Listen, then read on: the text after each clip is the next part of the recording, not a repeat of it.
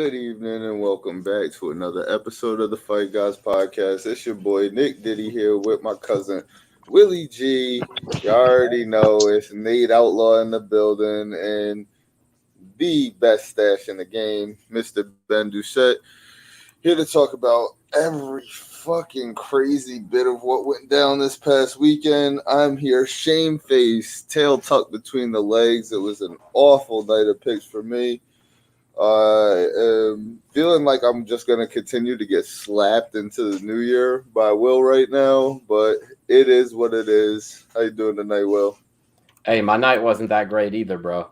I had one great pick, and then I had some other picks that were just decent, but my overall, I think I was 50-50, bro. I mean, so. Nah, man, it's all about co-main and main events when it comes to you and I. Right. So, I mean, just one of those things, man. But yeah, I'm doing pretty good, man. Glad to be here with you gentlemen this evening. What's going on with you, Brandon, Nate Outlaw, BC in the building? What's up, man? Just another day, brother. Just another day. Team No Kids. Team No Kids. Oh, man. Terry Howard's already in here talking some nonsense, Nico. Bitches be tripping. Oh, man. They do. And bitches be shopping.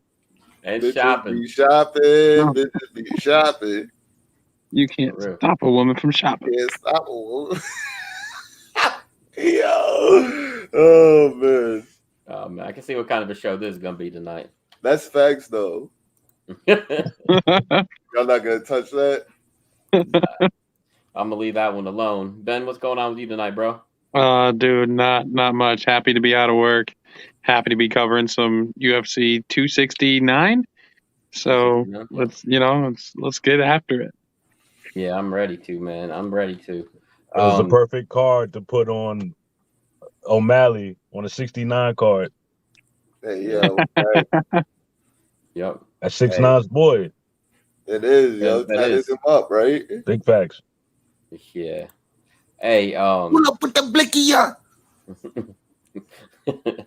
Hey, before we get to UFC 269, I wanted to ask you guys, what was it that I wanted to ask you about real quick?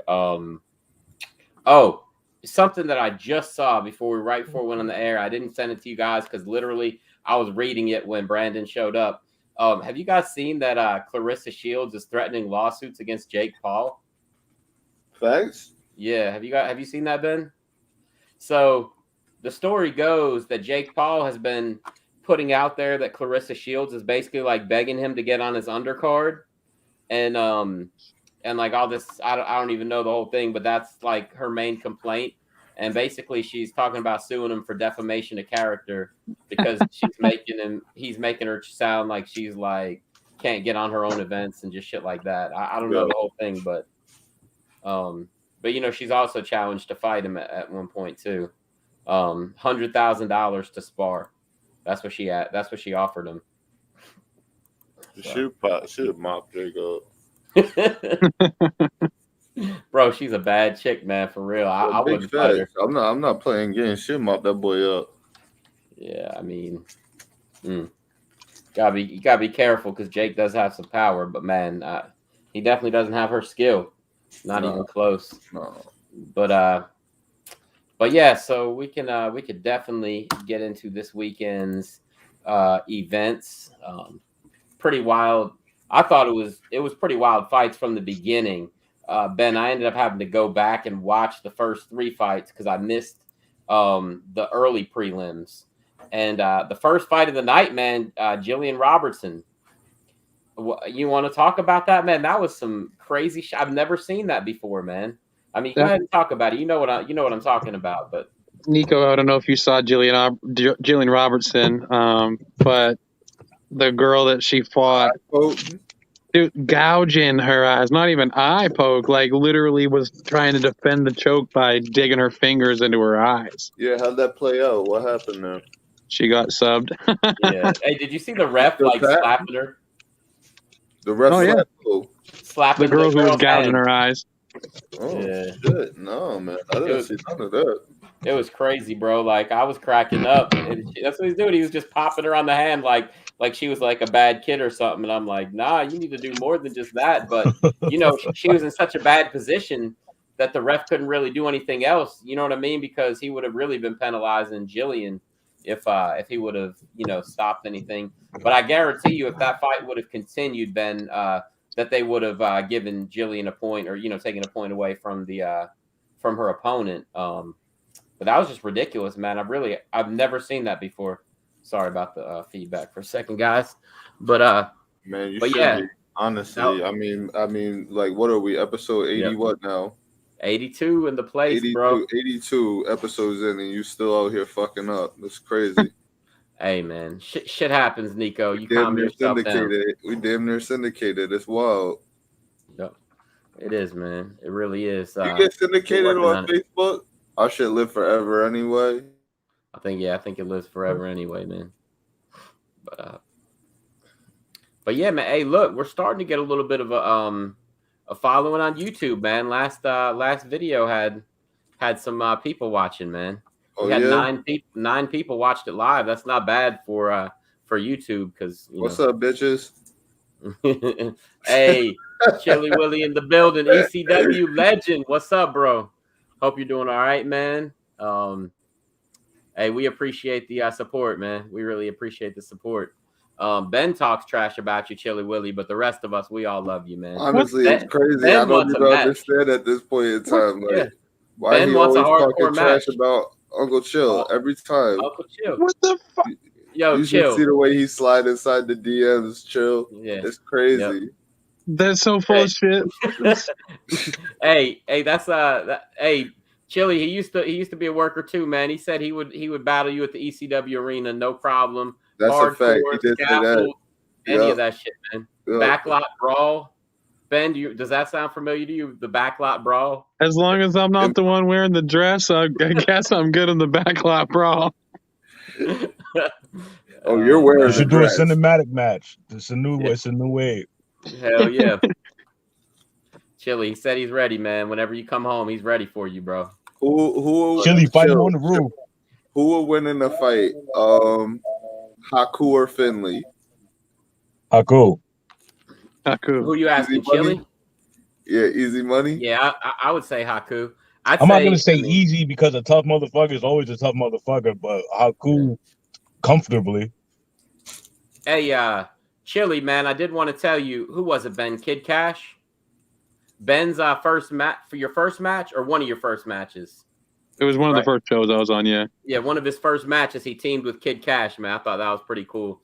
I know Chili's boys with him, man. So just wanted to tell him that real quick. But you guys want to get the other quick news stories out of the way real fast, and then we can get to the fights. You want to do that? What's that? Stories is that I didn't even read our headline. Honestly, I didn't read our bulletin. I'm fucking up. Nico, man, I try to tell you all the time, man. I'm like, you know, I don't know. Like, honestly, my assistant's falling off. They supposed to be like taking notes. Nico's in the Aleister Black room waiting on the boiler room brawl. Listen. First of all, I'll go straight up Mankind right now. Make me find some belt straps and wrap my face up. Start pulling my hair out. Yeah, Chili said Kid Cash is my man. Bro, the one video that I did send you guys of Sean Strickland. What the fuck was that guy doing? Oh my gosh. What a moron. Yeah, like, seriously? Like, you really thought that was a good idea? Show the people. Yeah, I'm gonna right now. And I'll play Shell Sonnen's commentary too. It's just a quick little video. Shell Sonnen did commentary on it? Who? Shell Sonnen did, yeah. Oh, hilarious. I thought that's why you shared the Will Ferrell thing, because he sounds like Will Ferrell when he's commentating, bro. It's hilarious. Oh, like, no. I thought that you did that. I just did that. No, because he is an idiot and he is a loser. That's why I shared that. Let's get it started now, Will. Let's petition it. Will Ferrell has to play Kid Chael Sonnen before his career is over. For sure, man. I'm with you on that one. Let's see. I'm trying to see which that would be fucking hilarious. Yeah, it would. Will Ferrell as an MMA fighter, but Will Ferrell versus fucking Silva. That's comedy. Hell yeah, it would be. All right, check this out, guys. This is from Submission Underground. Ah, shit. I hit the wrong button. Hold on. We're going to go back one more time and share it so we could. It's not as good without Shell Sonnen's commentary. That's what I'm fixing right now. Okay, there we go. Let's see. All right. Chili Willy, check this out. This was Submission Underground yesterday. Last night, rather. I think this was even the main event. But what the fuck is Sean Strickland doing here? Against a small fighter by the name of Kamaru Usman. I mean, he is daring. All right, he's done.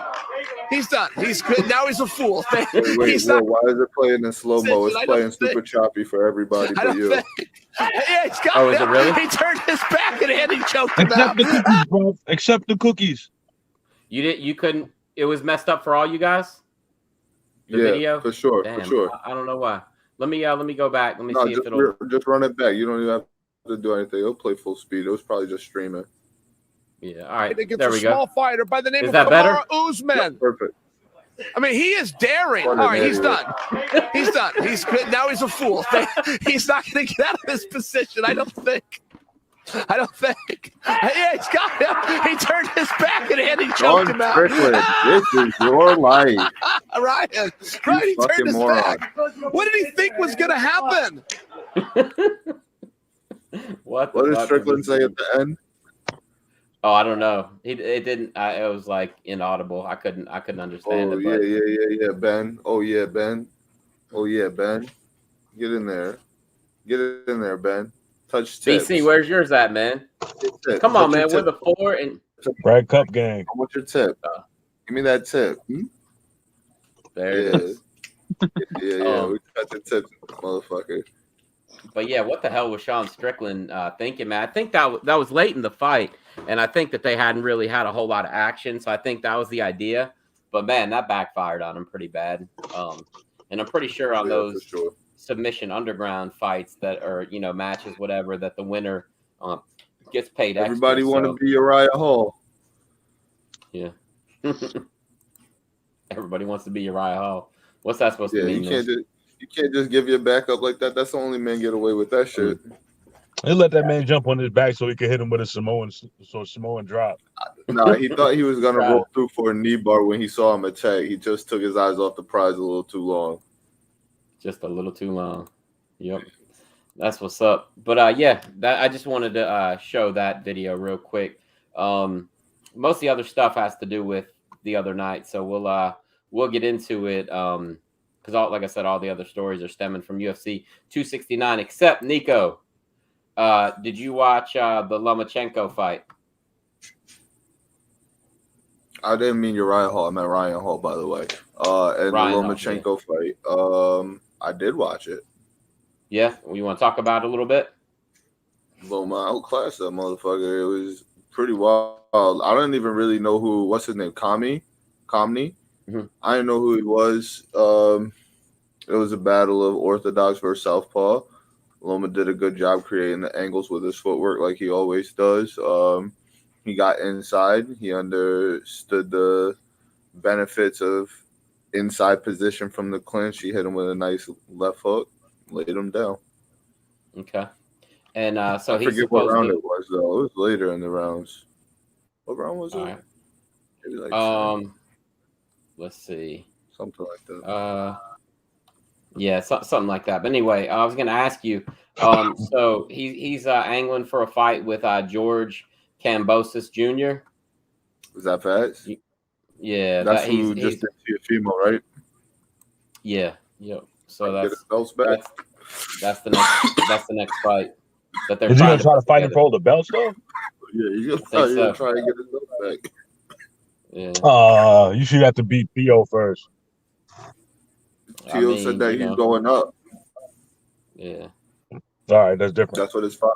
His father said that he's going up a weight class and he's knocking everybody out from now on.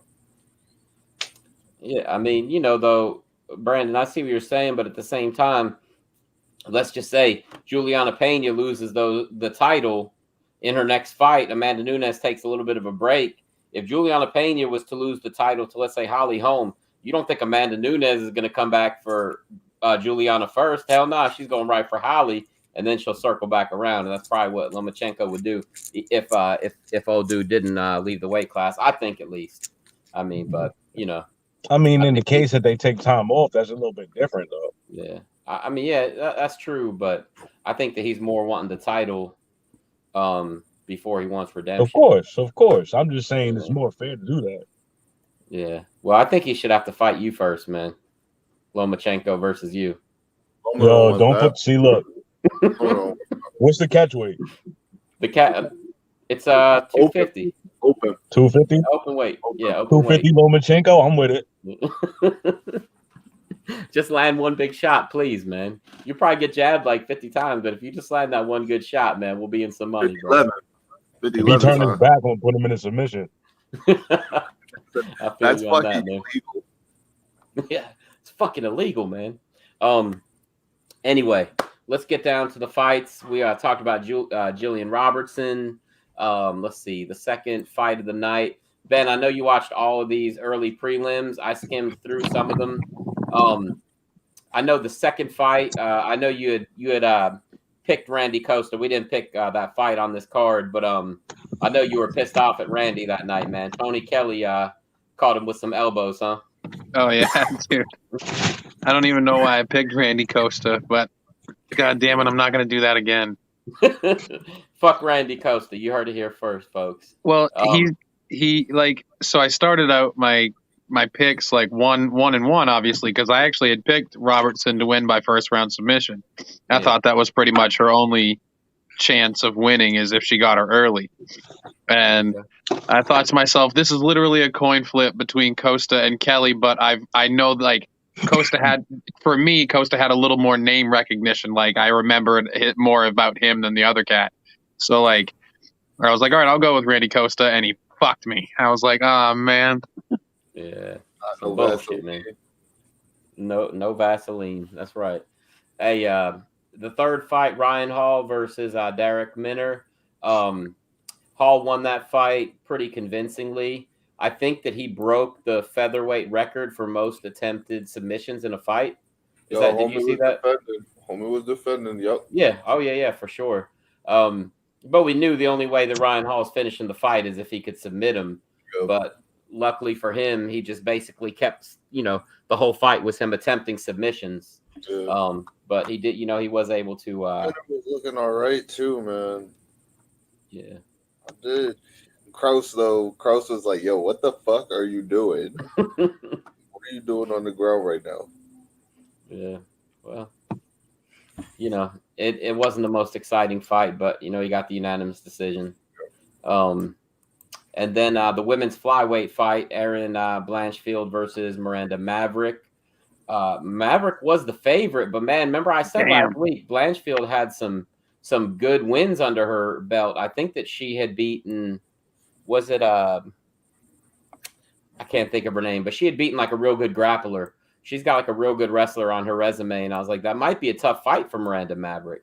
And I don't know, man, Miranda Maverick came in with a lot of hype, and I thought that she beat Macy Barber, even though I picked Macy Barber to win that fight, and so did Nico. But we both were like, that was pretty borderline. But man, she really came out looking bad this fight. But I will tell you guys this: I'm friends with her on Facebook. She's really nice. But she got married. With the name dropping, though. No, but this is the thing. That's what I'm trying to say. We get it, big time. We understand. No, you guys are you're not following me, Nico. Right, the thing is, she got married like 2 weeks ago. Okay, well, inside information too. Here we go. That's TMZ, a horrible time. I mean, Nico, look, you're getting ready to get married, and you're getting ready to fight, and you're gonna get married. I mean, that's a horrible idea. You know what I mean? Hey, look, I know for a fact. Because I was alive and I was in the wedding. Your mom had a fight right before she got married, not right after she got married. Yeah. I mean, that's the truth. That happened, bro. I was there for both the fight and the wedding. So, I mean, it's just a terrible time to get married while you're in training camp, in my opinion. I mean, how the fuck did she even get to eat some cake, BC? What's up? Come on, man. Everybody can have cake. Exactly. It was no carb cake. I mean, she's cutting weight, and she, and she got married, and horrible, man. Hey, I think I think this had a combination of Blanchfield is really good, Mm-hmm. and I think Maverick still had some mental weakness from losing a really close split decision to Macy, and I think that the first chance she had, like that she tried to fight back. She tried her best, but like there was never a minute in that fight where I thought she was going to win. So Right. I think the Macy loss might have screwed with her a little bit. Yeah. Hopefully she can get back on track. But we'll see what happens. Hey, Brennan, how do you eat your cupcakes? What? How do you eat your cupcakes? I usually take the bottom part off first. Take the bottom off. How about you, Will? Huh? How do I eat my? I don't know why though, because you always bite the frosting first. You take the bottom part off. Wait, you don't eat cupcakes? Nah. All I think that's the safest answer right now. What are you talking about? Ben, how do you eat your cupcakes, bro? Bro, I've worked in a restaurant / bakery for 13 years. I don't eat fucking cupcakes. No way. There you go. Boom. I take mine from the side, Brandon. I mean, I'd probably do that. Like, like take a fucking side bite like it's a sandwich, dude. That's Like probably an how apple? I would eat a cupcake. To eat a cupcake like an apple. Uh-huh. Yeah, I guess, is because that that? way you get a little bit of everything, bro. You get a little bit of the frosting and a lot of bit of the cake. It's a little bit of everything, dude. Some people take the bottoms off and flip it on top. What? Yeah, they turn that bitch into. Why would you eat the bottom first? That's like the clean part, like that you get to hold on to. Straight savage, my brother-in-law, dead ass. Like if he get a cupcake, he'll walk right over to the garbage can and flip all the icing into the garbage can and just want it. Just Tell one that bite. motherfucker to eat a muffin then. Damn. Yo, Cupcakes. Straight savage, bro. Straight savage. That's the truth, bro. If he doesn't Son. like icing, tell him to get a muffin with some butter. At a wedding, just straight up at the wedding, over at the dessert bar, grabbing muffins and just all that buttercream just whop right into the garbage can. Who is this cat? Maybe he ain't butter, like bro. buttercream. So you can't like piece them up then, huh? Yo, No, I he like can't. the swag. I like the swag. Like everybody was sitting around talking about how they do it. The girls talk about like taking the bottom off, flipping it on top like a sandwich. I'm like, I just take my shit from the side. Ty, like I just whop buttercream in the garbage. One bite, everybody knows the rules. That's what's up. That's funny, man. I didn't. I thought you were going somewhere else with that, Nico. So I was just like, yeah, I'm not.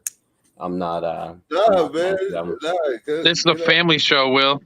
If you really want to know how I eat a cupcake, it depends. Now, if it's like the one bite cupcake, like those little ones, he's like I eat it wrapper and all. fuck it, I'll put the whole thing in my mouth. But if it's like a regular cupcake, I really don't like cake that much, man. Honestly, I'm more of a pie guy. Okay. That's the truth, man. Seriously, I don't know why cake's just like it's so like heavy and dense and filling. I just it's not my thing, man. If I get to a dessert bar, man, and there's cake and pie, I'm going for the pie, especially if it's some cherry Pumpkin pie or sweet potato pie? And can Pumpkin. how I don't like sweet potato that much. how far removed are we from what we're supposed to be talking about What right are we now? supposed to be talking about? Just fucking with you guys. But no, We're gonna get an hour into this episode and it's still gonna be talking about dessert and pie. Nico, let me ask you this, man. Do you remember? I don't know if I've asked you this before, but do you remember? Our grandmother always used to keep like the Entenmann's like cakes at her house, man, like a big ass Entenmann's cake with the icing and the pecans on it and stuff. You can't even find those now, bro. I've been looking for like months. Those are, like, When I lived in Brentwood, I lived across the street from the Entenmann's factory. I'm jealous, man. It smelled great. I didn't want to go there every day. Bro, amazing. Entenmann's, I wish I could find Entenmann's here, but none of like the fresh type stuff. Everything's like packaged inside of packages and stuff. Oh yeah, that's all we can get up this way too. Is like the stuff that you get at the grocery store or whatever, like that's individually packaged for lunch and stuff. Right, exactly. But nah, back then our grandmother, she used Shit's to still always good keep, though. Yeah. I like the pound cake, but our grandmother used to have those Entenmann's cakes, and they were the bomb. But anyway, I guess we'll get back to the fights now, Ben. You had to bring us all down, man, and just say, well, we got to talk about the fights. Oh man. All right, Ben, you picked this one right. I know that we didn't really pick this fight, but we were kind of talking about it. Eric Anders versus Andre Muniz. Jesus, man, this dude is a beast, huh? He's a tough dude. Who's that? Muniz. Yeah, he's just got some crazy jiu-jitsu for one thing. Yeah, he's the one that broke Jacare's arm in Jacare's last fight. Okay. And he was whooping up on Eric Anders on the ground, huh? Eric Anders is a humongous middleweight. Huge. I honestly think he could fight at heavyweight and not look small, but but what did you think of this fight, Ben? Well, I mean, it looked like it was one of those. Anders had a shot if he could hit him, but it didn't even get to last that long. He got put out pretty hard or pretty easy. I mean, yeah. Did you see this fight, Brandon? Nah, only prelim fight I caught was the Emmett fight. Okay. And gotcha. And was Tua on the undercard? Yeah, yeah, I saw that one too. I saw those two fights. And you probably saw Dominic Cruz fight, right? No. Against Pedro Munoz. Okay, well nah, because I'm cheap, so I had a streaming service and they kept kicking me off. Ah, got you. Hey, I got a website I think you should check out sometime, bro. Streaming boys, come get us. Nothing to do with streaming, but I got a website you should check out sometime, man. I'll send it over to you, man. It's got like it's bum fights and stuff like that, bro. I got you, man. I'll send that over, man. I'll hook you up. But bum fights? You still watch bum fights? No, I watch bum fights. I would love. I'd rather watch. You know me though. I like deathmatch wrestling, so I'd rather watch that. Yeah. No, I'm just fucking with you, man. I just was saying, that I'll send you a website with some fights on it, man. I was gonna hook you up. But yeah. Let's see. I'll send it to you in the DMs. But yeah, Ben, what did you think of this next fight, man? Nico, did you see the early prelims? Nah, you saw not some the of early prelims. I went prelims. It was the next fight was Bruno Silva. Bruno Silva versus Jordan Wright. Okay, yeah, that was the first fight of the regular prelims. Yeah, come on, y'all stay with me now. Yep. What'd you think of this fight, Nico? I think Bruno a beast. Yeah. Yeah, yo, he's a fucking animal, straight savage. Some real power in those hands. Oh yeah. He put a beating on Jordan Wright, knocked him out. Jordan's no slouch. He's been on a tear, right? 12-1, I believe, yeah. Something like that. Some big knockouts too, yeah. Decent knockouts. Technician. Yep, he was 12-1. His only loss wasn't his only loss that crazy fight against Joaquin Buckley? Wasn't it? He got knocked out. He was the recipient. Yeah. And that was his only loss coming into this fight. But look, before we get too far removed, we're talking about bum fights and all this other shit. So I know my best friend Sylvain is watching the show tonight. And just for him, I'm going to share this video real quick because it's got to do with the bum fights too. Y'all just see how he put us on notice that we not his best friend, right? All right, bet. Go ahead, Will. That's hurtful, man. I already knew that. The three of us just garbage. The fucking notorious bum. You guys know this guy? It's Loaded Lux. This is Loaded Lux. My head too heavy in my sight too dim. I had to stop for the night. Bro. But then she stood in the doorway. That's one of the 5 heartbeats. I heard the mission bell. He pulled up. He pulled up. Wow.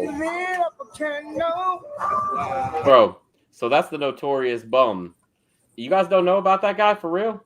Nah, hell no, Will. He's like world famous. He lives in New Orleans and hangs out at gas stations singing. He raps too. I'll play you guys his rap later on, man. Don't It's do that, please. fucking. Are you gonna go see him on your New Orleans tour? Bro, absolutely. When we bring the show on the road, man, we're gonna have him on here. We're gonna go film it outside of a gas station in Brandon's car, and we're gonna have the dude on the show. We'll all be in the car with him.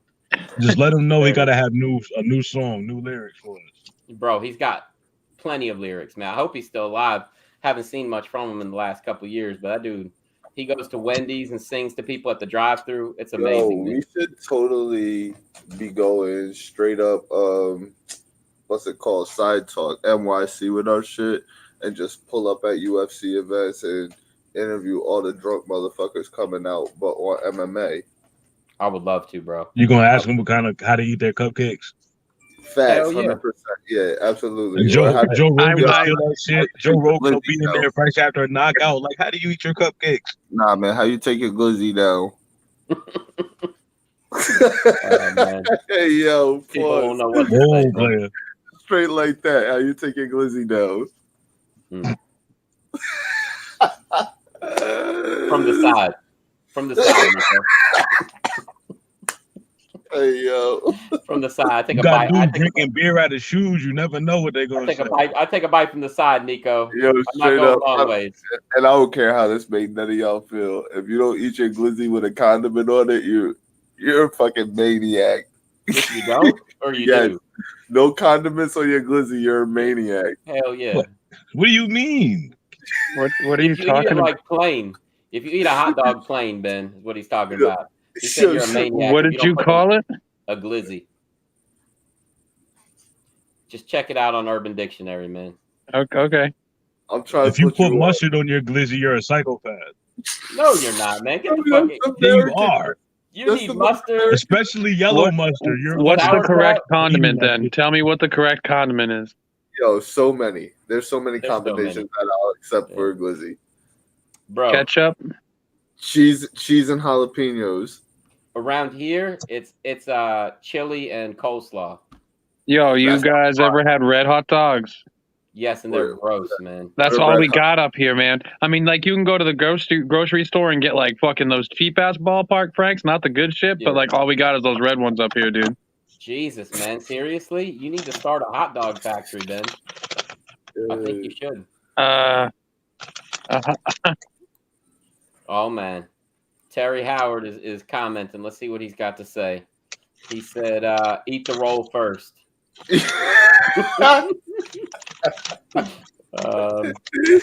Yeah, that's I missed a couple of his comments. I don't know why they're not coming through, but he also said earlier, That's crazy. he said, yeah, fuck that cake earlier. And, he works at the Entenmann's factory, I guess. He said, yo, that's where I work. Is that true, Nico? He works at the Entenmann's factory? Yo, Terry is a man of mystery. Terry's a man of mystery. I never knew this about him. Hey, But look.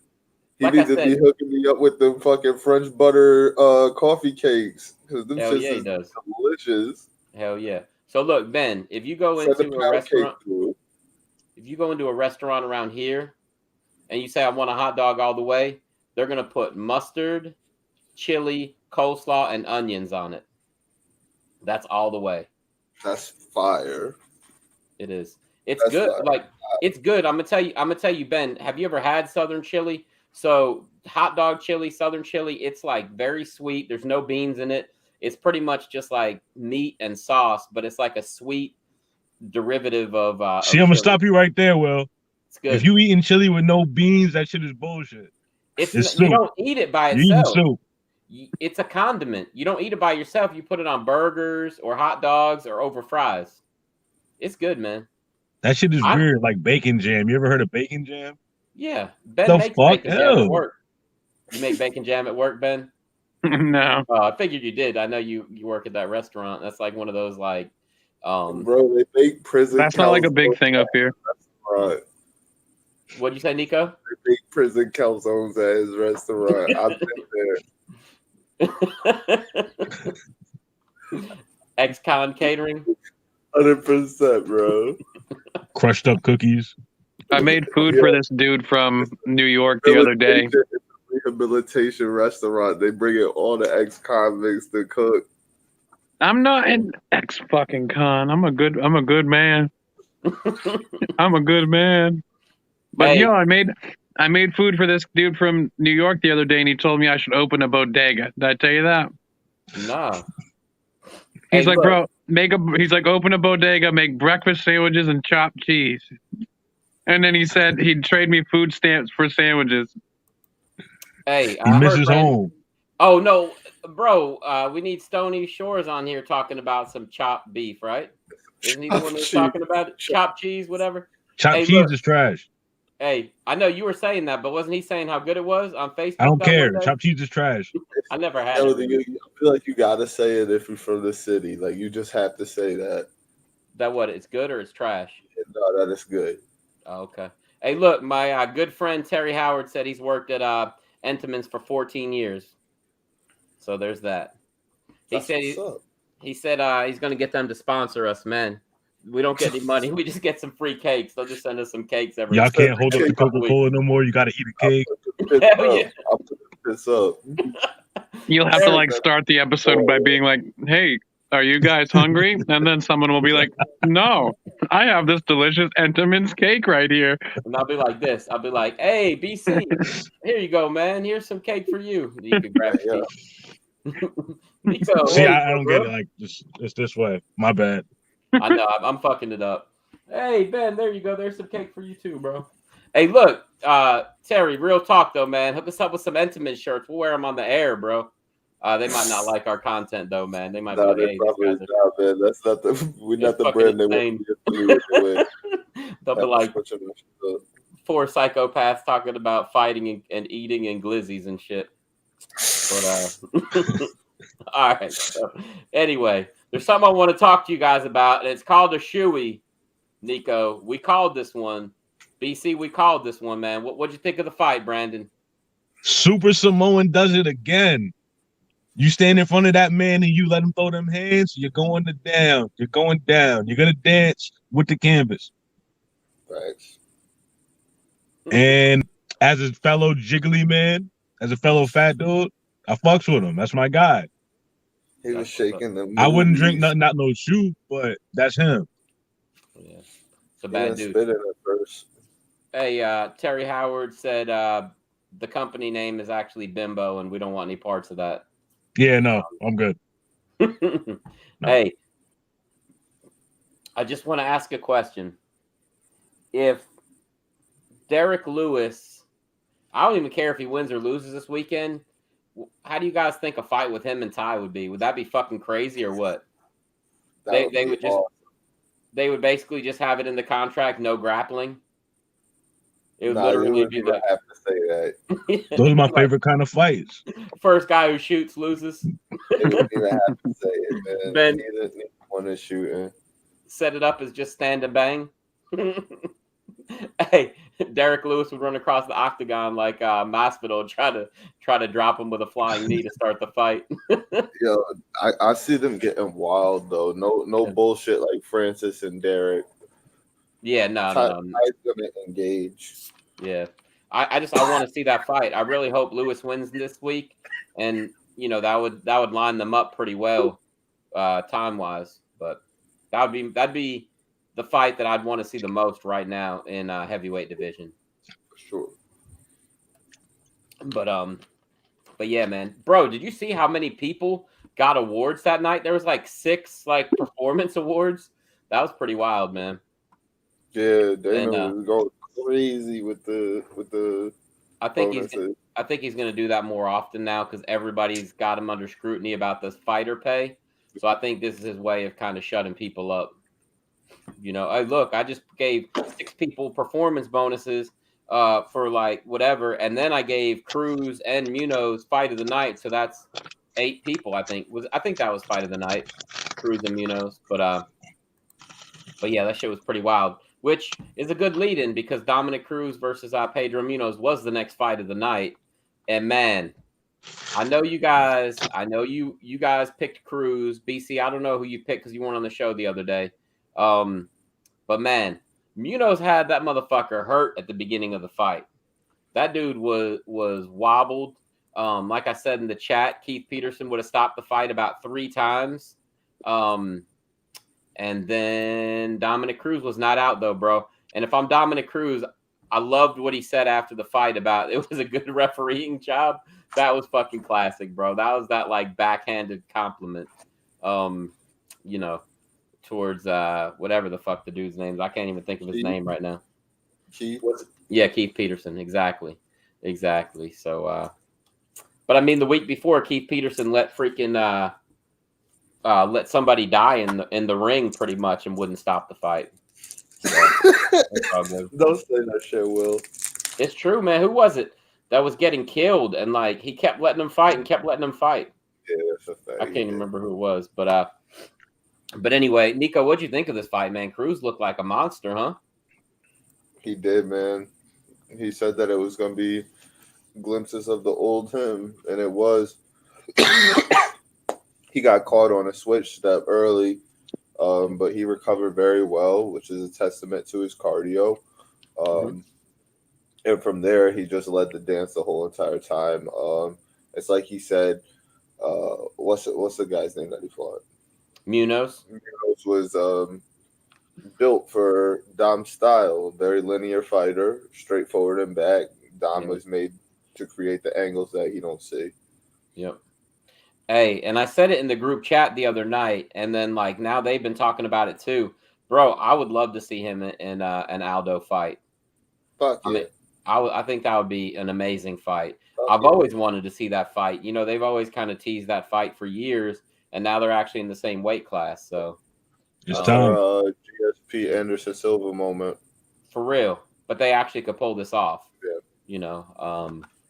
But yeah, man, what did you think of that fight, Ben?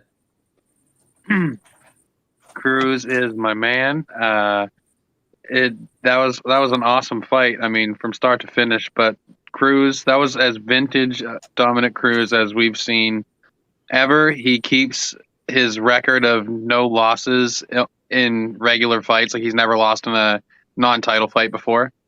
I didn't even realize that. So, damn, like. Cruz put it all together. It was awesome. That I was pretty happy. Yeah, for sure. The other fight that I wanted to see, Nico, Ben, BC, is, and I don't think we're ever going to get to see it at this point, but I always wanted to see Frankie Edgar and Dominic Cruz fight. I just thought that their styles would have made for a hell of a fight. You know, he'd be pressing the action, trying to grapple Cruz. Cruz is good with defense. He's got that footwork. I just thought those two would have been that would have been a great fight, man. But at this point, I don't think we'll ever see it. Unless it's in like 5 years in bare knuckle boxing. But I think that's the only way that these two fight at this point in their lives. But yeah, so Brandon, the next fight, me and Nico took Dan Ige. Ben took Josh Emmett. It was a pretty good fight. What did you think of this fight, man? Emmett came out and did what I thought he was gonna do. Pretty much throw the big bombs all night and try to let him land. Yeah. And more or less you're gonna land him, but depends on where you go from there. One show you got is like the big bomb, the big power, and the guy can take it. You got to kind of switch it up. Yeah. Hey, I thought that Ige clearly won. What round was it? The first round or the second round? Where Ige was like second round. The second round. I couldn't believe that one of the judges gave Emmett 30-27. I messaged you guys. Fuck that. 50K won that fight. That's some bullshit. Go back, look at the total strikes landed in the third round. Look who was walking who down in the third round. I don't want to hear that shit. Yes, Emmett landed the shots that were bigger, but Ige landed more, and he landed more significant shots at that. Fuck that. Ige won that fight. I don't care. I don't care. He won that fight. So you got Ige winning second round and third round, right? Second and third round. And that 30-27 is some straight bullshit. Yeah. Straight up bullshit.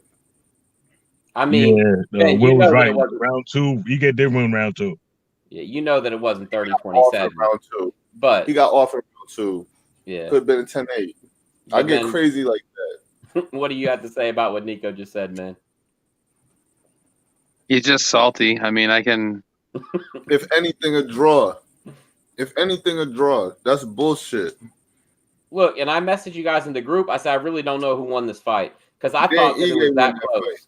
Ige won that fight. Okay, going into the decision, I was sitting there watching, and I was like, "That was a good ass fight. It was very close." I knew that Emmett won the first round. I knew Ige won the 100%. second round. I didn't know who won the third round. I'd have to watch it again, but it was that competitive that I wasn't pissed off at the decision, but I wasn't crazy about it either because it was really close. And for them to have a 30-27, that made me pissed off. Like straight up bullshit 30-27. To not give him the nod for that second round is outrageous. He rocked that man. Yeah. Outlanded that man. Keith Peterson was actually the judge that made it 30-27, and he was drinking beer. He was drinking beer, eating chicken wings, smoking cigarettes the whole time, man. And he uses ranch, Nico. I bet he do. He does, man. No, I'm just fighting. He wasn't everything. He probably put ranch on his pancakes in the morning. I don't even look up out here. It seems like there's always one fucking judge that's just an idiot during these fights, man. It's seeming, more and more common that you get that one judge that wasn't watching the same fight as the other two. But any just judge chilling playing Candy Crush. For real. Like any or judge, one of those controversial motherfuckers that's just like, you know what? I don't think they landed on the moon. What, bro? I'm like, yo, you watching the fight? For real. Like, I don't know. I don't know. Any judge that pulls that kind of shit, I think they should get questioned about. I think they should have to answer for that scorecard that they gave in. Personally. That's outrageous. Yeah, so Ben just left. He was like, "Man, Nico's talking shit about my guy. I'm out of here." That's a fact, man. I'm just saying, man. Do you have the total scores? Do you have the total strikes landed? I can pull them up, man. Can we pull up round by round scores? Because I think that is crazy, man. Let's see. I'll pull up the 30-27 outrageous. I guess that you could try and pull out the argument for, oh, he landed the more significant strikes in terms of like reaction, but I think that he outlanded that man. All right, so Dan Ige outlanded him in the first round, 23-14. In the second round, the one that everybody thought that Ige won, Josh Emmett outlanded him 26-25. And in the third round, Dan Ige outlanded him 22-20. Let's see. Those are razor thin. Those are razor thin rounds, the second and the third round. So you got to think about, like, with punches like that. Say he threw 30 jabs, and he got clipped. And that's what he did, pretty much. And he got clipped by like 15 haymakers, 15 hard punches. It's not the same. You just see the stats at the end of the fight and be like, oh, well, you landed 45 and he landed 50. And I mean, it's different. Significant strikes. What's that? Will was only reading significant strikes. I didn't know that he was reading totals. No, this was significant strikes. If we're talking, this is total strikes. If we're talking significant, that is significant strikes. You're right. So 70-60 in favor of Dan Ige. Man, but like, if you look at it, holy shit, like headshots are almost identical numbers. Emmett threw 151 and landed 51. Ige threw 147 and landed 54. I mean, it was very close. Josh Emmett did get taken down at one point in the fight. So you got that one takedown, which I guess they didn't really 50K really won that fight, man. I don't want to hear it. But 50K won that fight. Ben is a big Josh Emmett fan. I mean, it is what it is. It is what it is. I'm glad this guy. I'm glad this guy got over. All right. I got love for Ben. I'm happy that he's doing well, but his man's lost that fight. I mean, he not on his record, so that's all that really matters. That is all that matters, but he lost that fight. Hey, but look. I mean, to even come back and compete like he did last night after an 18-month layoff from an ACL surgery that didn't stick is fucking insanity. Yeah, Like, kudos. that boy sparked Dan Ige as soon as the fight started. Like, Ige's lucky he didn't get put out cold. Like, we all know that Valentina beat Amanda. Like, we all know Valentina beat Amanda. In the second fight, absolutely. The second fight. We all know, but it's not on the record. Well, yeah. Same. All right. Well, look, Nico, if it makes you feel any better, if it makes you feel any better, Ben did pick Paiva to beat Sean O'Malley. So you can go ahead. Yeah, he did. No, he didn't. Oh, yeah, he did, man. We said on the count of 3, everybody say who's going to win because we thought we were all going to say O'Malley. We said, O'Malley, Paiva. And we're like, what? I thought he was joking with us. But yeah, that's a wild boy. Anyway. I think that's even what I said. I was like, I got to have one fucking wild pick. Yeah. Hey, Brandon, you saw that fight? The Sugar Shane Mosley fight? Yeah. Shane Mosley. Yo, he high as hell. He was fighting on Triller, Nico. It was Mosley. He was fighting on Triller. It was the same night. Nobody saw it, though. Don't fuck with me. No, what do you mean? Nah. Sugar Shane O'Malley, yeah. I mean, Sugar Sean O'Malley, yeah. He's got me calling him Sugar Shane O'Malley now. Killing me, bro. Yeah. That boy. Yo, Wow. shit. I'm weak. Wow. Anyway, yeah, so I saw the fight. Yeah. What'd you think of it, man? Just like I thought. Sugar Sean is going to be a problem for most people in that division just off his height alone. With his long striking. Yeah. Like we was talking about earlier, the biggest test will be somebody trying to grapple him. But I think a grappler will have a tough time trying to grapple with his long limbs. That's what I was trying to say earlier. Yeah. Okay. Nico, let me ask you a question about this fight. Yo. Because we see that Sean O'Malley doesn't have much muscle. He's very thin. He's very lanky. What makes him hit so hard? Understanding leverage. Leverage? That's what it is. It's basically the angles. He just has really good body mechanics, and he understands how to throw that punch. He's a skinny Machida. His range, and he just understands his body mechanics. He knows how to properly distribute his weight to the lead leg and how to pull it back. That's what's up.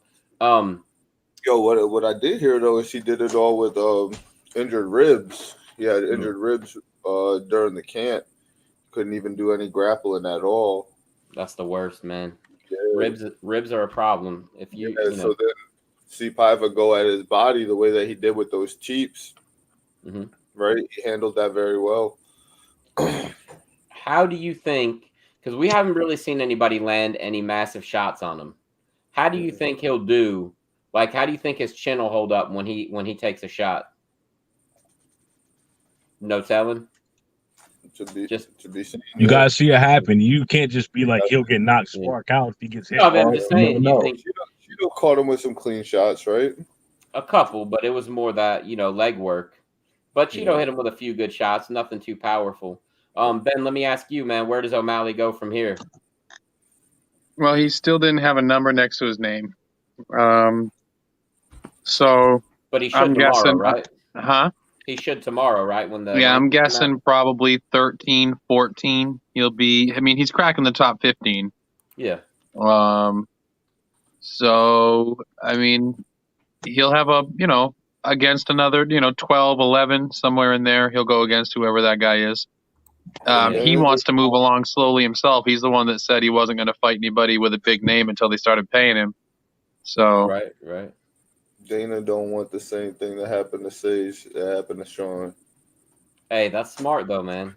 Thanks. You don't want that to happen to him. You don't want what happened to. But you don't want to sit on it too long either, though. You know what I mean? Right. Because people are already saying that O'Malley hasn't beat. His beating and aging Eddie Wineland didn't really convince a ton of people. I mean, nah.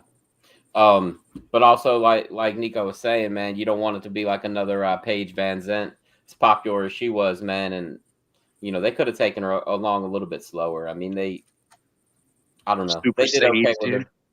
Yeah, Super Sage, exactly, but it's all good. But yeah, I would like to see him fight somebody in the top 15, maybe even top, maybe like the lower part of the top 10. But I don't think he's going to get another fight with Marlon Vera. So really, and I don't want to see him fight Frankie Edgar. Maybe Marlon Moraes. I mean, because that's, I don't know, man. He's either going to have to fight somebody like Song Yadong, Rafael Assunção, Marlon Moraes. I don't think that they're going to give him Frankie Edgar or Marlon Vera. So number 15 is Cody Stamann, 14 is Song Yadong, 13 is Frankie, 12 is Rafael Assunção. Cheeto's 11. I mean, you could sell the rematch on a fight night as a co-main event. He might about to be exposed. Y'all naming some killers, man. I'm starting to lose faith in them. And that's not even if once you get into the top 10, it's Marlon, Dominic Cruz, Pedro Munhoz, Merab Dvalishvili, Rob Font. Bro, yeah, man. They say that 150 is the most stacked division, but it's not. That's the most stacked division right now, in my opinion, 135. And the funny thing is that I think anybody in the top 10 probably could beat Aljo on any given night.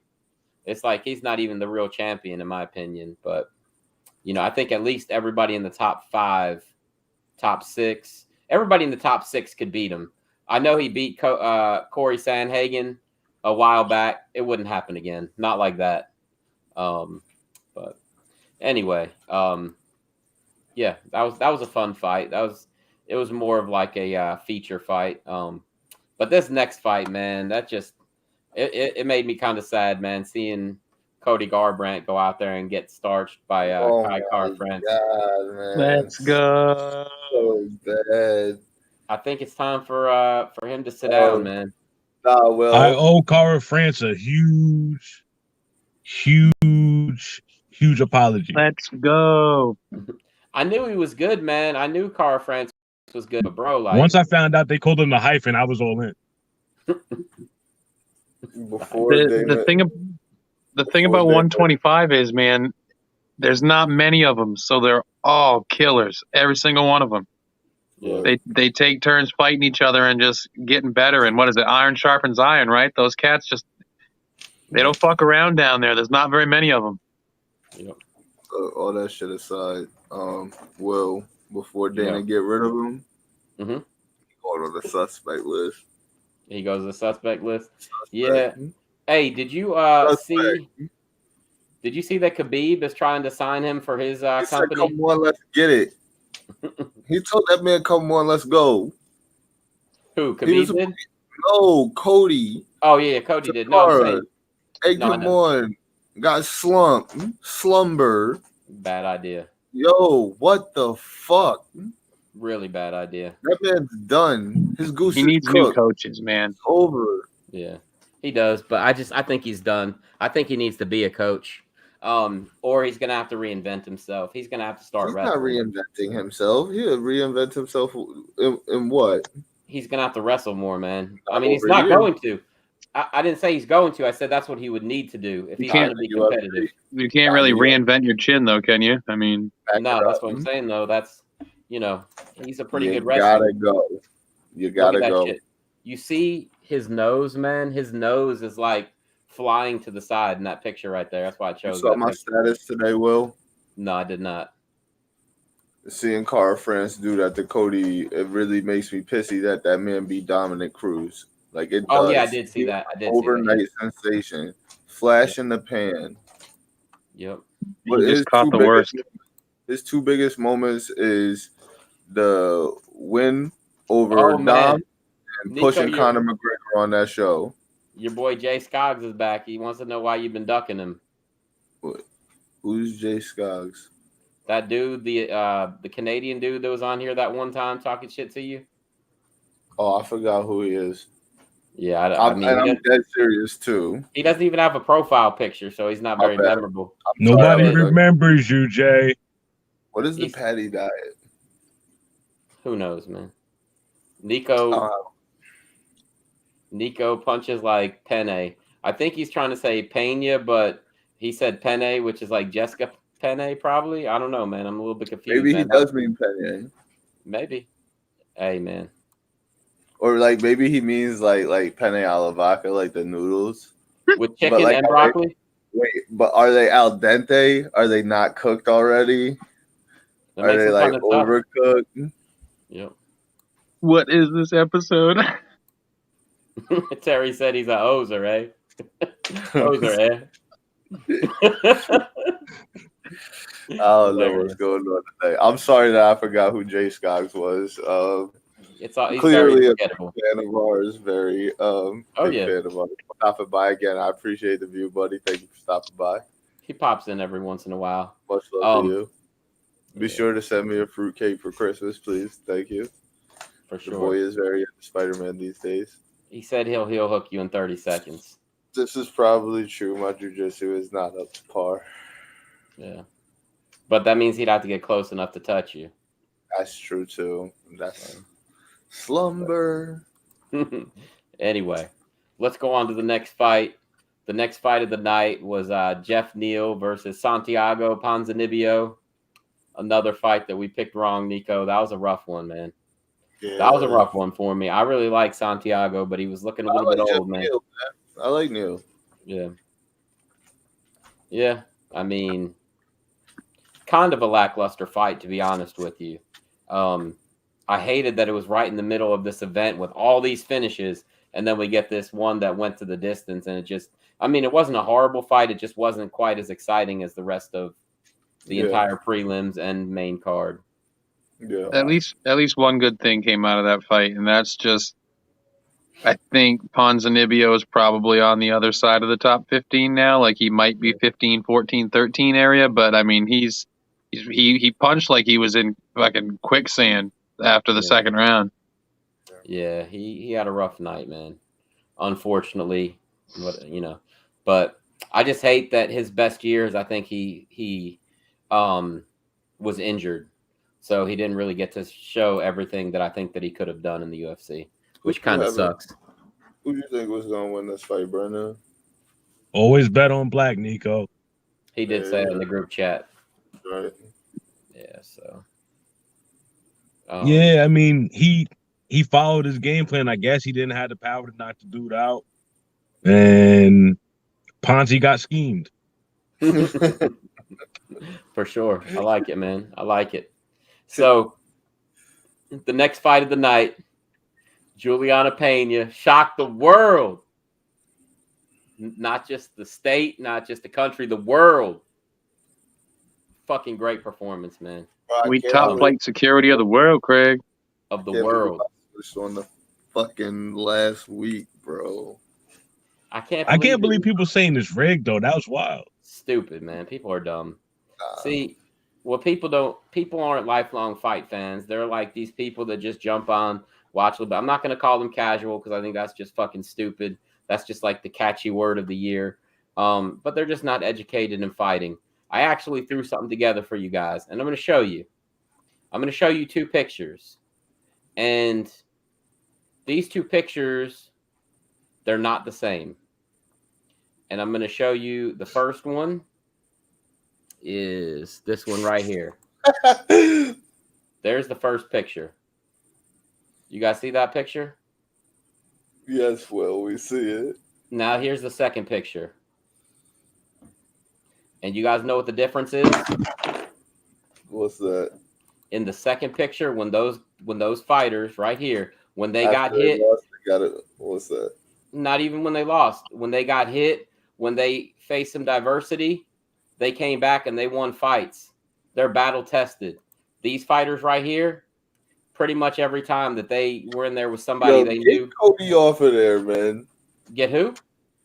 Kobe. That's not Kobe. That's Tito Ortiz. Oh, okay. Every time Tito got hit, he pretty much just Why does that really look like Kobe? It does, because he's got to make America great again. But look. Oh, my God. For real, Aljo is the worst of them all because, man, he found the quickest way out of the fight. And, I mean, Amanda, look, I understand that she had two good fights with Valentina, but she's a lot bigger than Valentina, and she never was in trouble as far as, like, she was getting rocked or anything like that in those fights. But look, the other night when she realized that she wasn't going to knock out Juliana Pena and Pena was there to stay, bro, she found the quickest way out of the fight.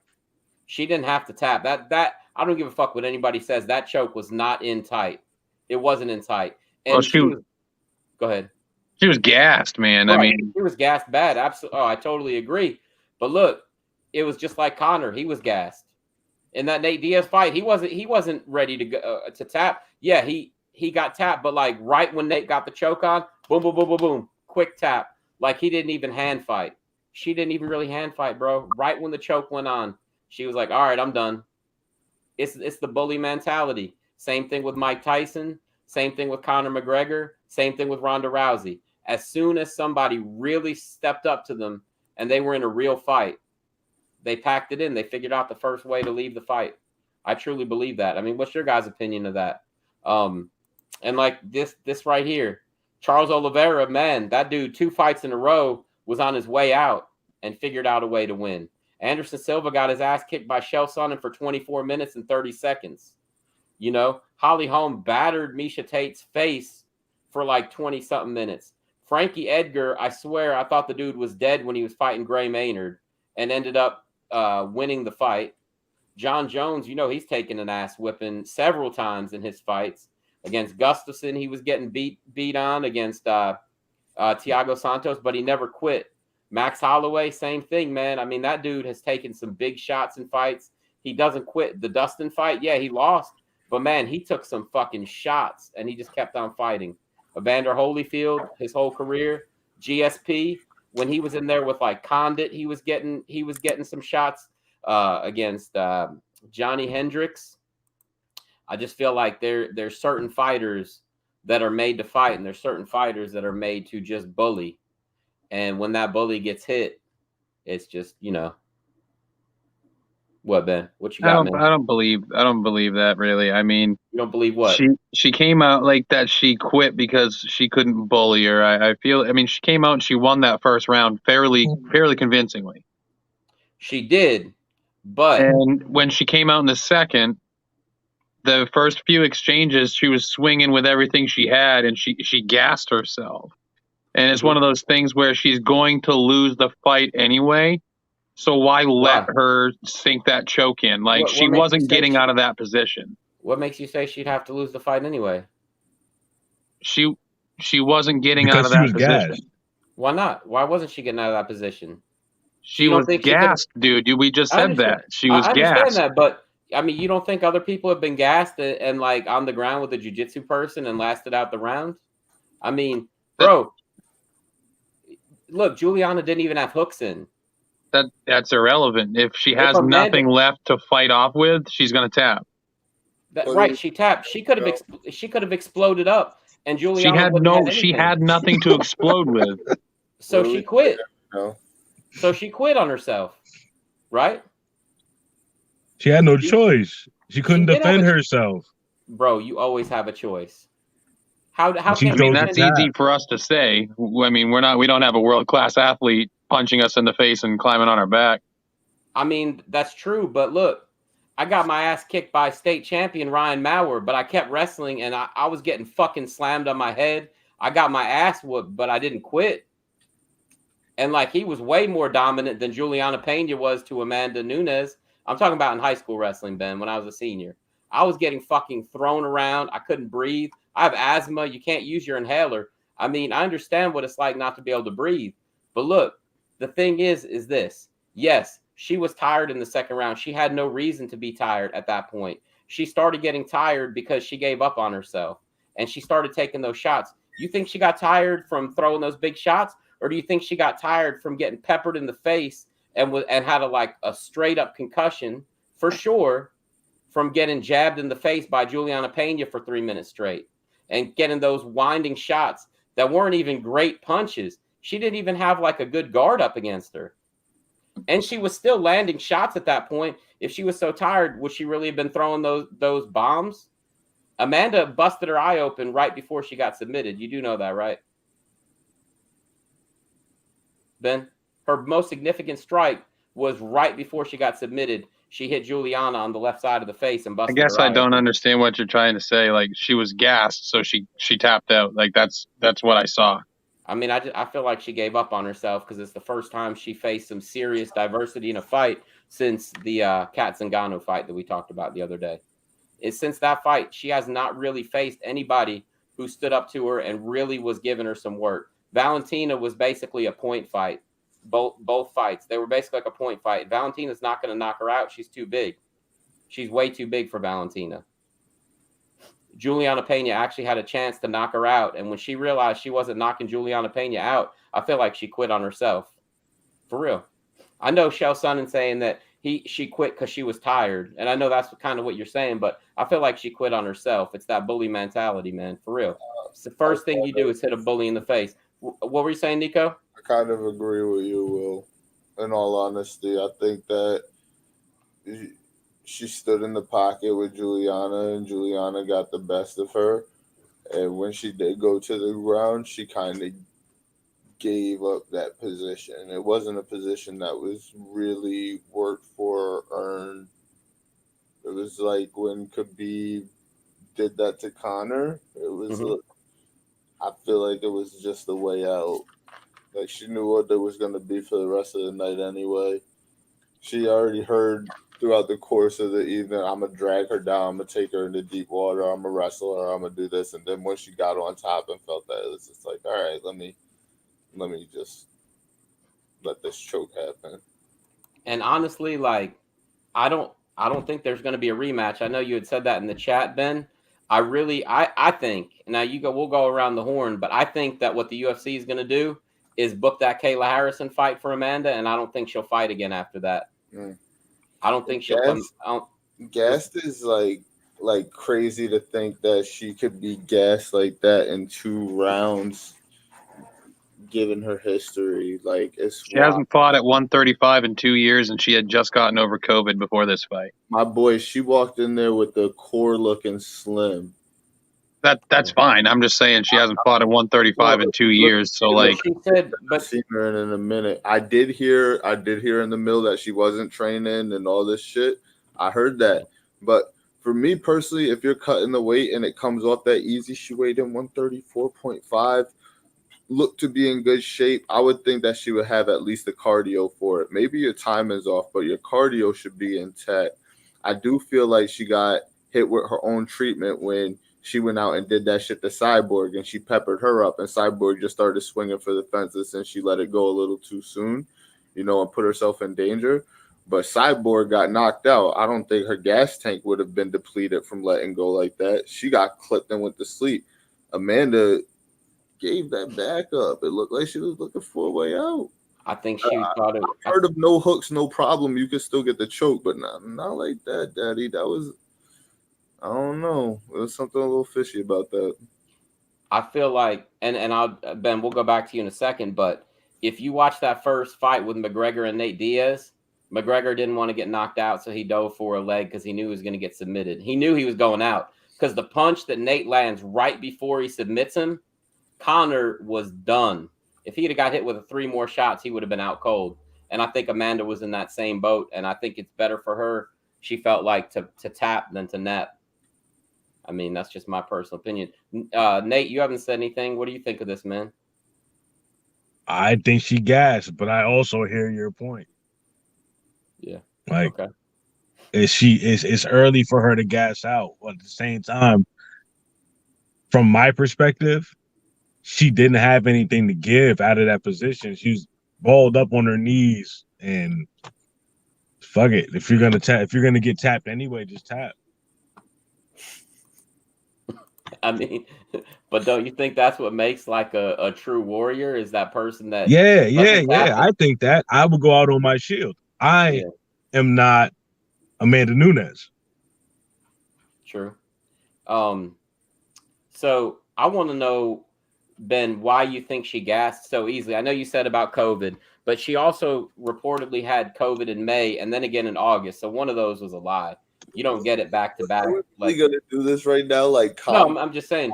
Didn't fucking die from it. Like, he wasn't coughing up blood from his goddamn liver and then walk Ji Liang over to Dana, presented his fucking corpse to that man. I know. We're not gonna do this right now. Come on, man. All right. It hits everybody different though.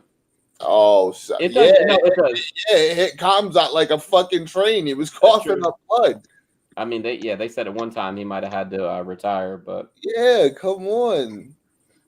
Yeah, I mean, Ben, go ahead, man. I know you had some things to say. I mean, I'm just not going to be convinced that a woman who's the most dominant female fighter in the history of the sport, who's got 2 division belts that she defended on the regular, gave up on herself because she couldn't bully somebody. Like, I'm just not going to believe that. Why? Okay. It happened to a man.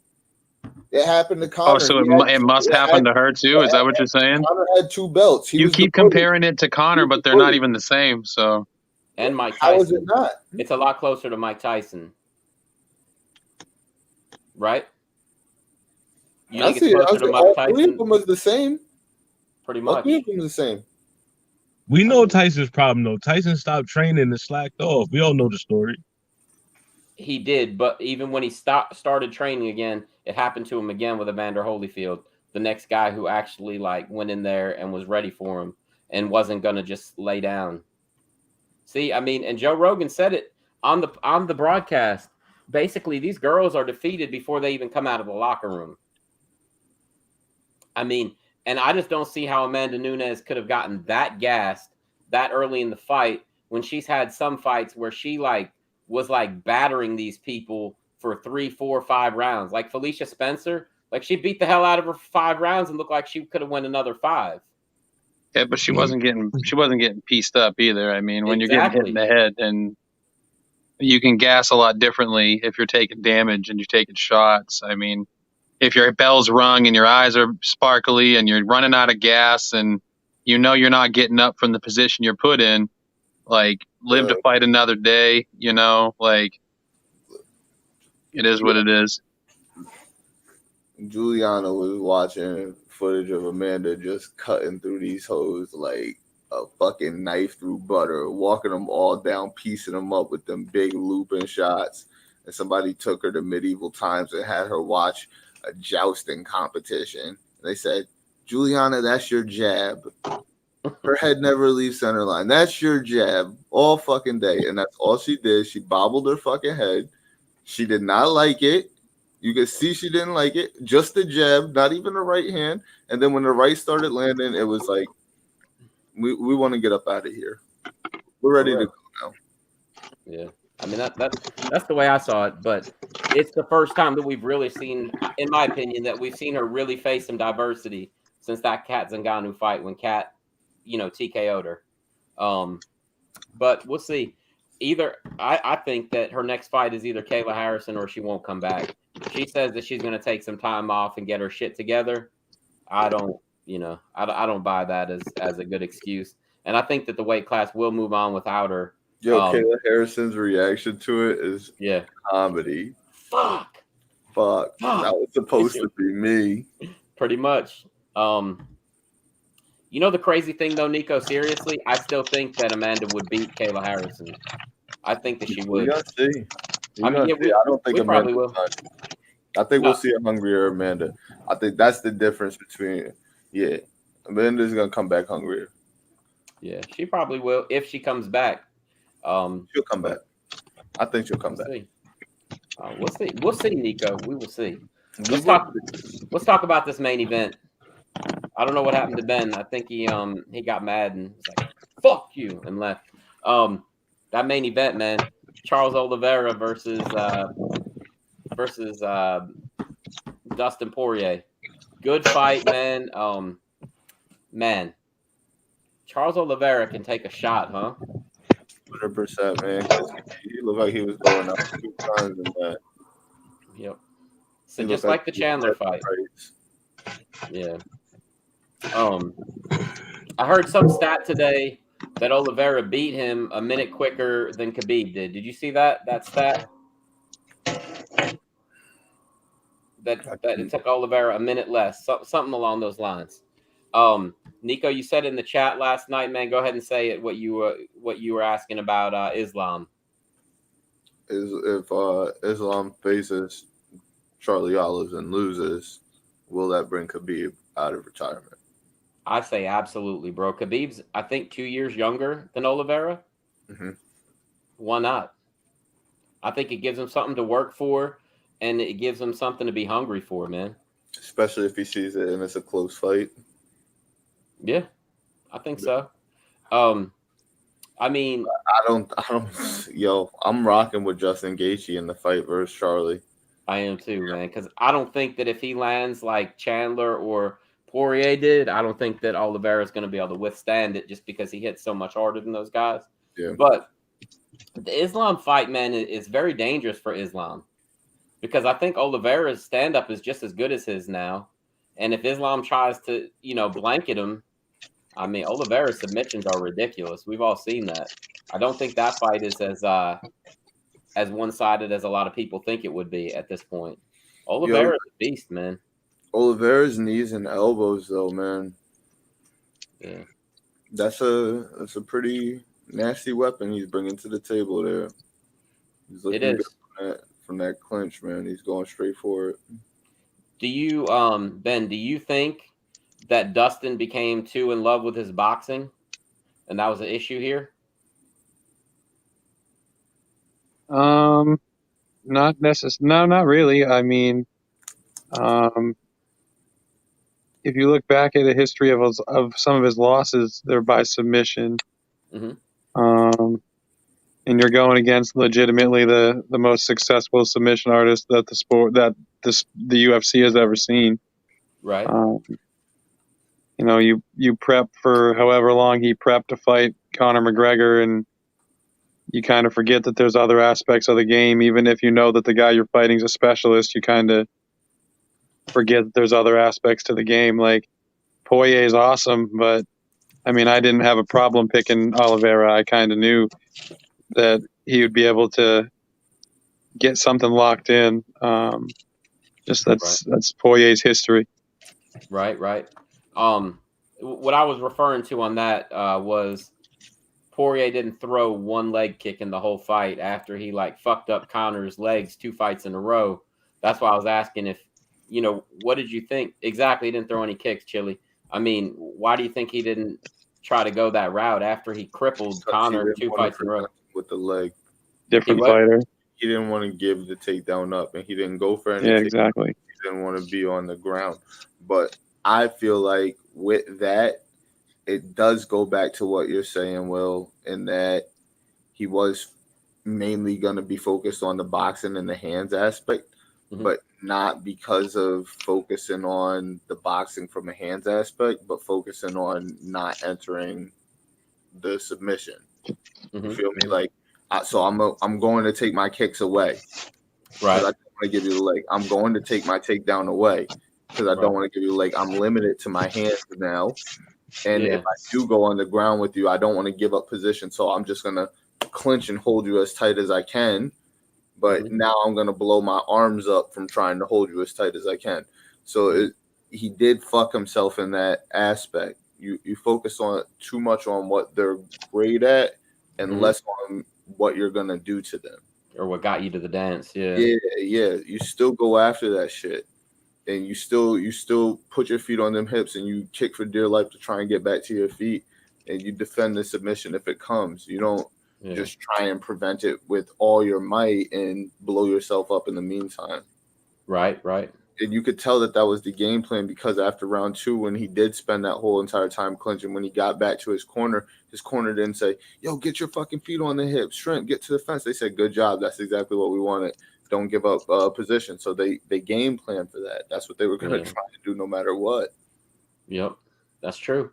The only thing about the kicks and not doing takedowns is Oliveira really doesn't shoot for the legs, man. He always does those body locks and trips. Yeah. I agree. Yeah. But I just feel like that was a part of it. Like you just don't want to give them that. The most impressive part. It does all go back to the scheme. You think about if Oliveira expected him to come out there with the leg kicks, that might have been one of his ways of blocking the kick or checking the kick and getting the takedown. You feel me? Yeah. Yep. That's true. So it's still back. It still goes to the same aspect of what the training was and the strategies of the camps. Yeah, that's true. One thing that I was impressed with Dustin, probably the only thing that I was impressed with, was the first time Charles went for that body lock. You saw Justin toss him off. That was pretty damn impressive, man. That took a lot of strength.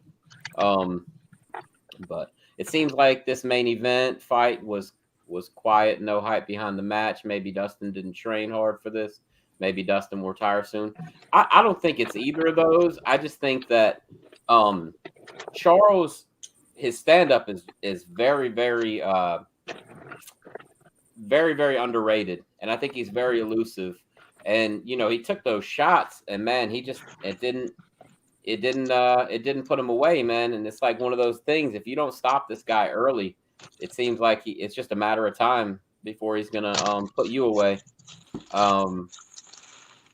Yeah, I thought that his stand-up looked really good. I mean, yeah, he took a couple shots that put him down, but man, he's got a criminally underrated chin, I would say, because every fight it seems like he gets hit hard and he keeps on going. Thank God Keith Peterson hasn't refereed any of his fights lately. That's one good thing. But where does he go from here? I mean, he's got that Justin fight coming up. Charles does. Where do you think Dustin goes from here, Ben? Sorry, my dog is wicked sick. Oh, it's all right, man. That's why I keep disappearing. She's like got into the trash and ate something she shouldn't. So I'm like watching her like a hawk, dude, because she keeps getting sick all over the fucking place. Was it a cupcake? Dude, I don't. It was something awful. It was something awful. I knew something was up because she like walked into her kennel and just like stood there and looked at me and then all over her kennel. So I had to like disappear to go clean that up. That's the worst. Oh man. You saw that what's his name? Colby Covington is talking shit to Dustin Poirier. Any chance you think that fight happens next at 170? See, I don't know. Like I want to say like I don't think Dustin would be a good 170er because I just don't know how his frame would carry it. Yeah. But at the same time, I mean, shit, man, why the hell not? Like, Conor McGregor went up to 170. Why the hell can't Dustin? Yeah, I mean, I think anybody who's not friends with Kobe wants to fight Kobe. If they can make 170, they should do it. I think the big thing here will be that what Dustin decides to do.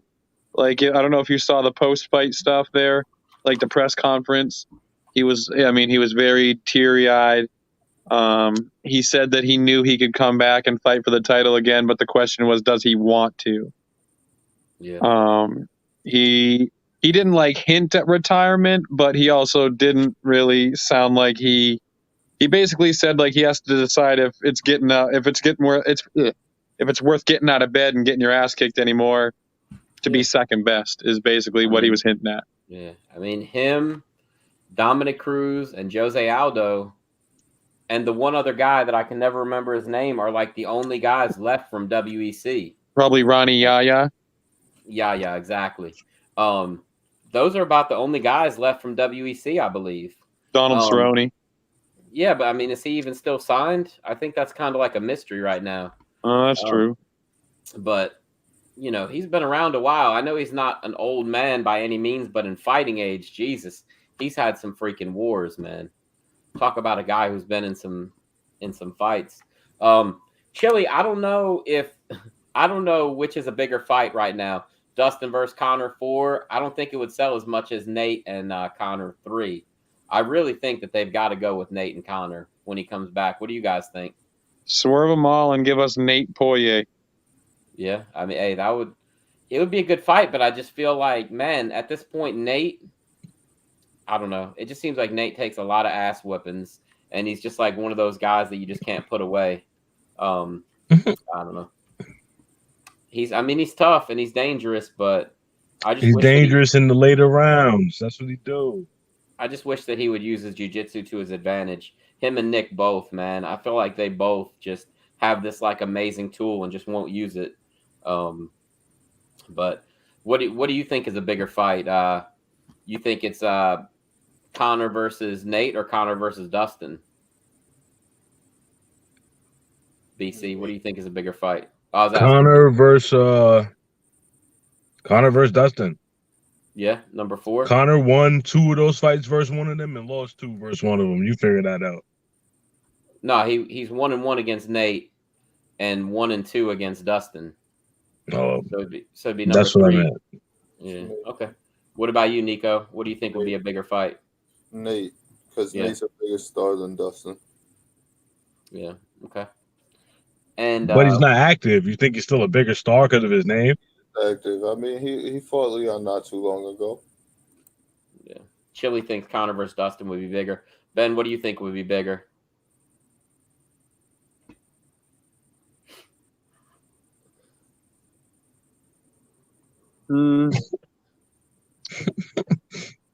Probably Conor versus Nate. I feel like there's more to be. I mean, like there's more to be determined from that. Like Dustin's already beat Conor twice. I don't know if it really changes a 4th time. I mean, and even if it does, then you just have to book it a 5th time, so nothing really happens in the first place. So like, I'd like to see Nate versus Conor because I think that no matter what, people always watch when there's a Diaz attached to it. I mean, I'll tell you what fight I would love to see, guys. This fight I think that it would break records. Masvidal versus Conor at MSG at 170. I think that would be one of the biggest fights ever. That would be crazy. That would be absolutely insane. Would. Could you imagine the build-up? 2 guys who really think they're gangsters. Masvidal actually is kind of a gangster. I don't know if you guys ever heard Michael Bisping telling stories about him at the club, like knocking people out in the bathroom and stuff. But like that dude really is kind of fucking crazy. But I don't know, man. I think that I'm not saying it would be a great fight. I think it would be a massive fight, and it doesn't need any title attached. What's that? It'd be a really good fight. It would be good, yeah. And we don't have to worry about any grappling or anything like that. Straight up boxing, yeah. Yeah, but I just think that the build up and the sales would be fucking huge. I mean, those 2 pay-per-views. Yeah, those 2 and Nate have to be the biggest stars. Yeah. I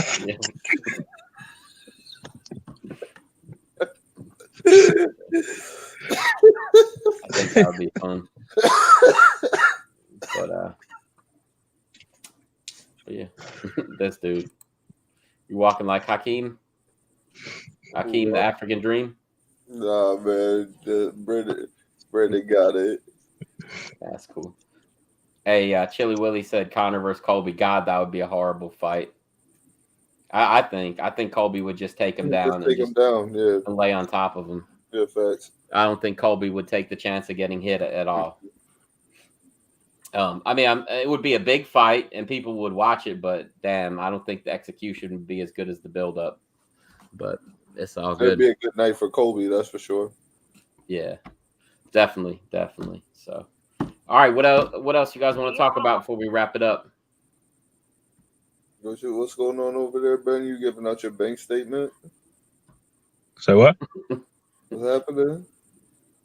He what said, do you mean? Ben, I think one of you guys had something over the phone coming out, and Nico asked if you were giving up your bank statement.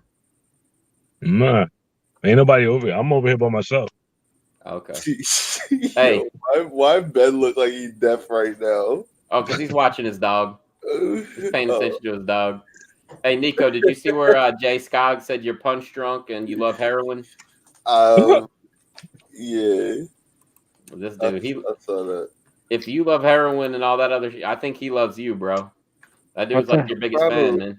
It's cool to have a stand. He's over there. Ken Kniff from Connecticut. Hey, there, cock boy. Hey, Nico, I wrote you, but you still ain't calling. Right, he Googled you. Oh, fuck yeah. Give it back to Shaggy. You're doing it all wrong. Hey, Chili, God, I hope not, bro. I think Izzy would piece up Conor. I don't think Conor would have anything for him, man. Not at 6'4" and Conor being fucking what, 5'9". Holy fuck! I don't think. Stop hating on short dudes, Will. That is so absurd, bro. He wouldn't be able to get on the inside at all. I mean, yeah, Conor's gotten that weight on and whatever, and But no, I don't think Conor would be able to get close enough to be in punching range. I think that that is absolutely absurd. Nico, what's the dude's name with the long kicks in Street Fighter? Dalcin. Yeah, I think it would be like him, like Ken trying to fight him in Street Fighter. He would just keep him at bay with jab kicks instead of letting him get close. God, that'd be something, man. I'm telling you guys, I really hope that Jerry wins the title, and him and Izzy fight. I think that would be a fucking phenomenal fight. Two of the best kickboxers in MMA. I think it'd be awesome.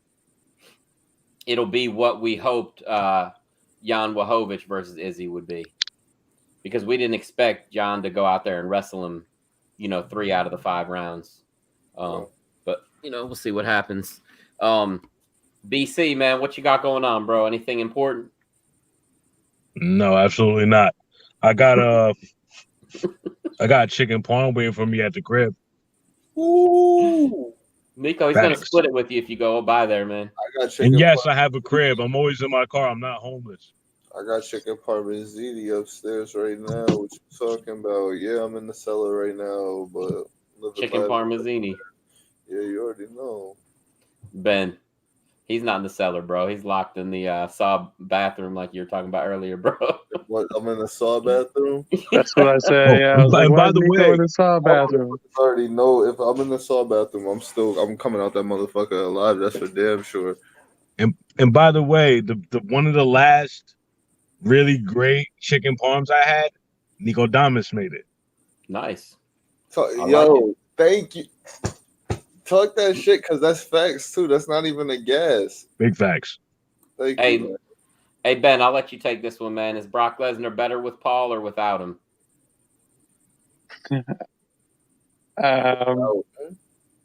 He's got his positives. Like I don't mind Brock, but I mean Paul Heyman's like the hype man, right? I mean, I don't know when the last time I seen Brock Lesnar cut a promo by himself was, and I've been loving it. It's the voice. Working Dolo. Brock's too much of a beast for his voice to sound the way it does. That's why. I still feel like he comes off intimidating. When he was talking about gutting the moose and shit like that, I was like, this is really intimidating shit.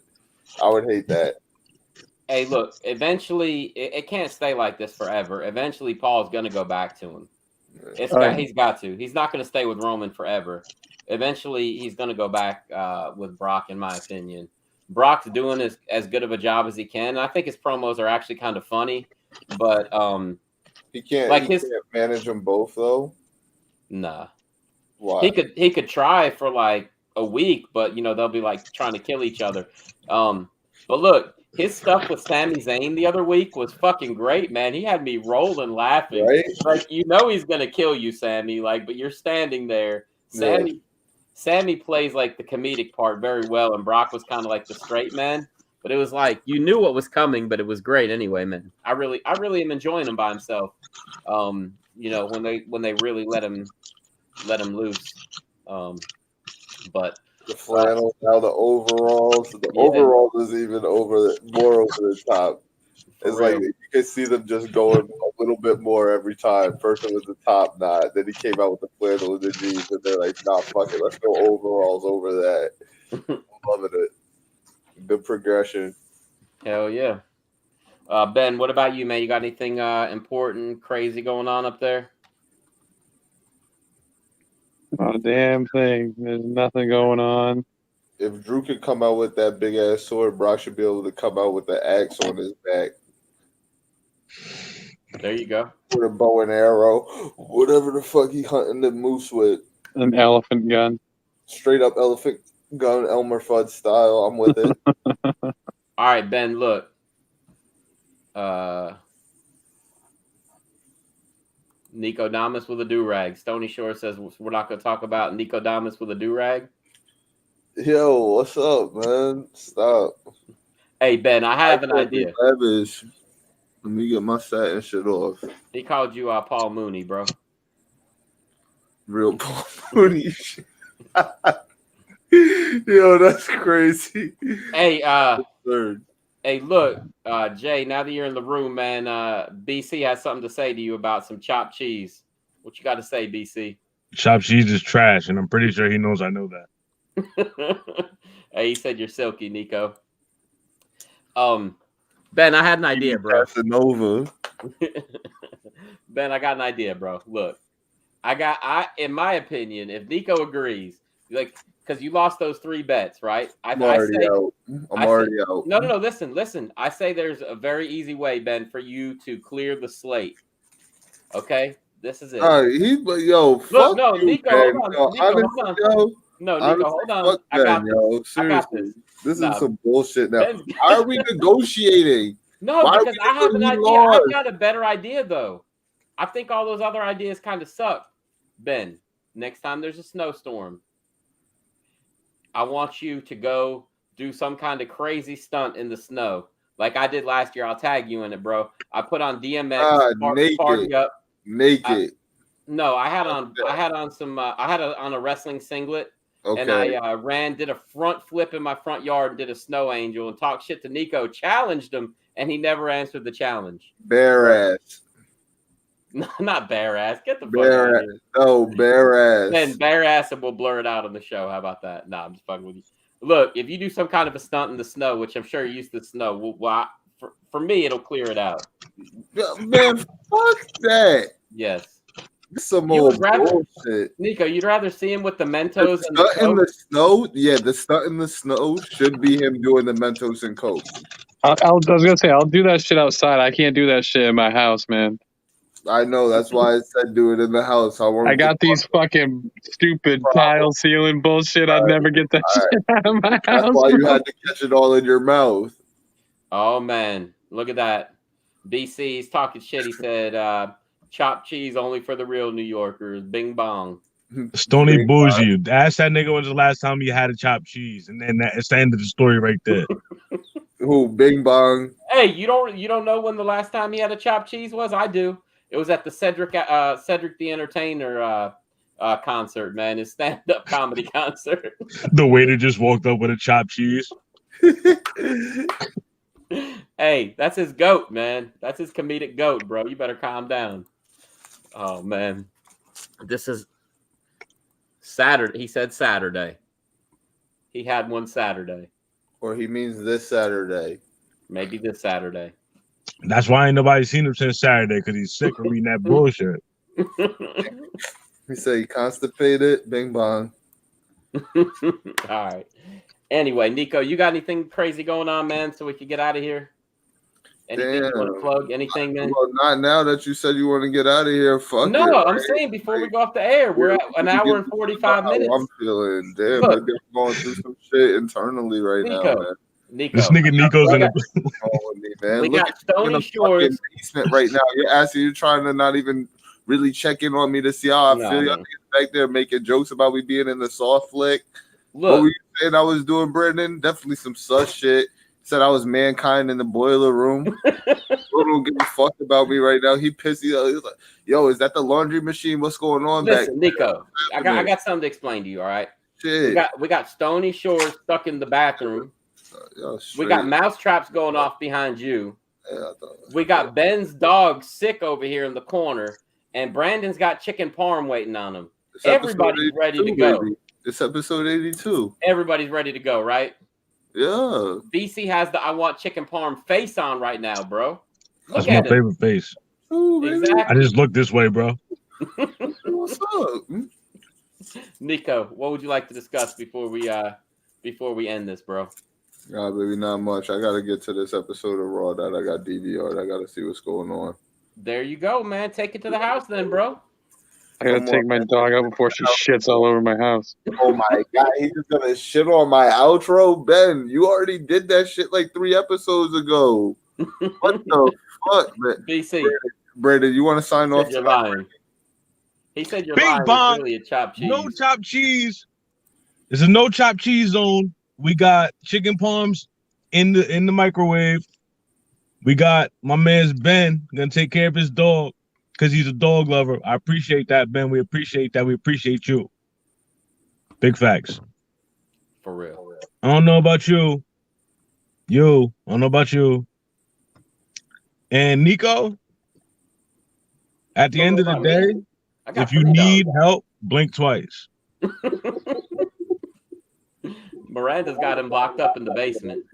There is no need to adjust your screen. It's not Bruce Buffer, but you've been here live with TFG. It's the Fight Guys podcast coming at you live every single Sunday and Wednesday, unless we feel like doing it on Monday. It was episode 82. We'll holler at y'all later. Peace.